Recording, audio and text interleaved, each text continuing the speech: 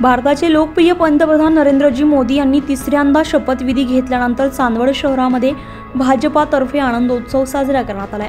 या प्रसंगी छत्रपती शिवाजी महाराजांच्या पुतळ्याला पुष्पहार अर्पण करून अभिवादन करण्यात आले। होळकरांची उपराजधानी असलेल्या रंगमहालाजवळ फटाके वाजवत मोठा जल्लोष यावेळी करण्यात आला। या प्रसंगी ज्येष्ठ भाजपा नेते सुरेश जाधव, भाजपा जिल्हा उपाध्यक्ष मोहनजी शर्मा, प्रांतिक सदस्य तथा राष्ट्रपती पारितोषिक सन्मानित अशोक काका व्यवहारे, आरपीआय नाशिक जिल्हा उपाध्यक्ष राजेभाऊ अहिरे, साहेबराव शिंदे, संजय उशीर, महेश बोराडे, प्रवीण संस्कार, संदीप पवार, शरद बोराडे, मनोज बिरारी, किशोर क्षत्रिय, संजय क्षत्रिय, महेश खंदारे, बाळा पाडवी, संजय चोबे, महेंद्र कर्डिले, गणेश जगताप, गणेश खैरनार, संजय सागर, राजेंद्र कोठारी आदी मान्यवर नागरिक मोठ्या संख्येने उपस्थित होते। यावेळी जय श्रीरामच्या जयघोषामध्ये नागरिकांना पेढे वाटून आनंदोत्सव साजरा करण्यात आला।